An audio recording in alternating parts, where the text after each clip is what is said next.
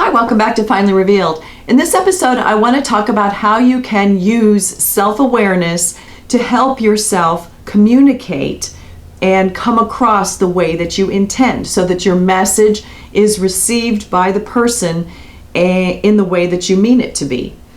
We talk about self-awareness oftentimes when we want to be more aware ourselves of how other people perceive us and how other people treat us. And I actually did a video on that very subject, and I've trashed it because it puts too much focus on what other people think about us. And as we've heard, what other people think about us is not our business, except when we want to be clear and consistent in our communication so that we can know that the message that we wanted to send is what was actually received.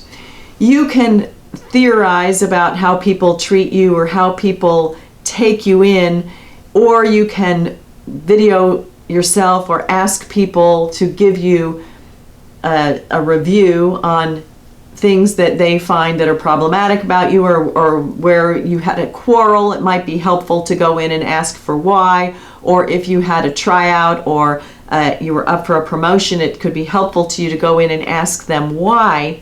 But be careful in that effort to not focus too much on what they took away from it. Use that information for you so that you can control your message. I think that's a healthier way to be and doesn't shift power and things back over to the other person, which you can't control anyway. And what other people think about you isn't any of your business, and you don't want to be preoccupied and try to get into their head and then get ideas about what they think about you. It's not productive, it's not helpful. So, being self-aware so that you can communicate your message, here are a few things that you can do to improve on that. You want to pay attention to your voice.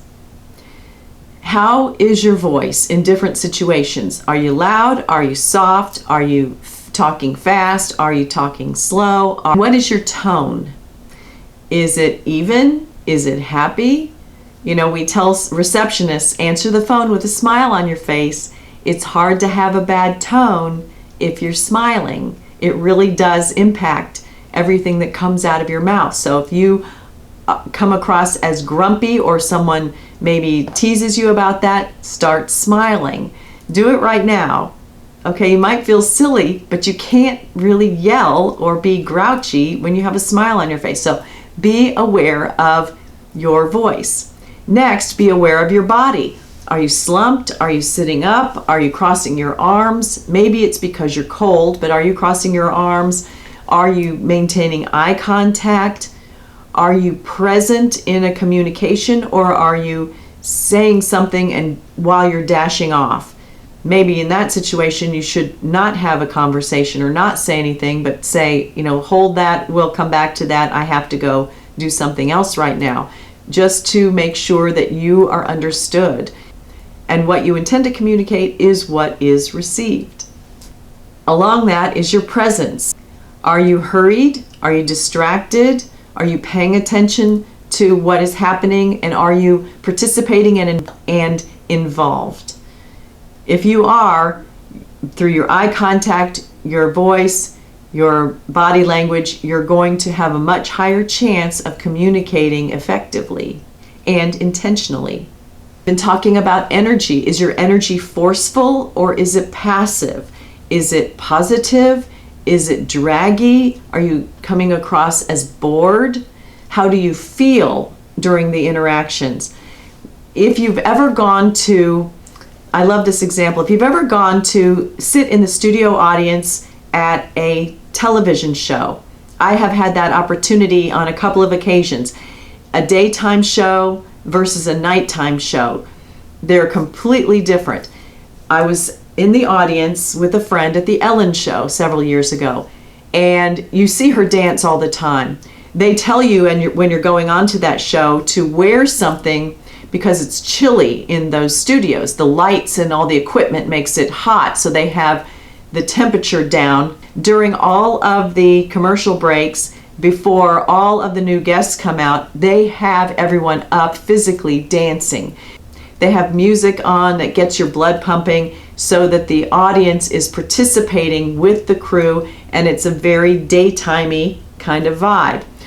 So in your office or at your home, if you're going to have a certain situation come up and you need to communicate, you can use some of those types of techniques to get yourself out of your last situation and into this situation. Maybe you're coming home from work, something not pleasant happened, you're carrying a little bit of that into your home, and now you have someone in your family who's going through something. You want to be present for them, you want to be able to communicate with them in a respectful and kind way, and dragging your last couple of hours into the situation is not going to help. So maybe you give yourself a reset button as you're coming home on your commute, so that whatever you encounter, you are back to center. That might be a good idea.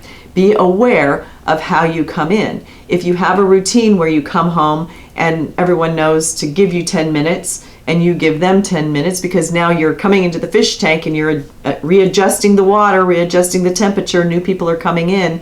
So being aware of how you are physically present will help with that. So with that, and it's not just from work to home or home to work, it's throughout your work day in different situations, different meetings. You know, you get some good news, you get some not so good news, and you know, your energy fluctuates, your emotions fluctuate. Teach yourself to get back to center and then move forward. Being aware of that's going to help you. And then lastly, be aware of your surroundings as you go in for receiving a message or delivering a message, and to temper the message and be able to read the temperature in the room and what's happening around from other people, so that you can again adjust what you're doing to communicate what you intend to communicate. So I hope this was helpful to you. I think self-awareness is a great tool, but I really think it is best used when we can use it for our communication efforts. Our communication just helps all of us. It avoids conflict. And anytime we have increased understanding, we all get along better and we're happier. So I hope this was helpful to you. If you learned something, or if it was, give me a thumbs up. Leave any comments or questions below. Subscribe to see our other videos, and please come and see me next time. Thanks for watching.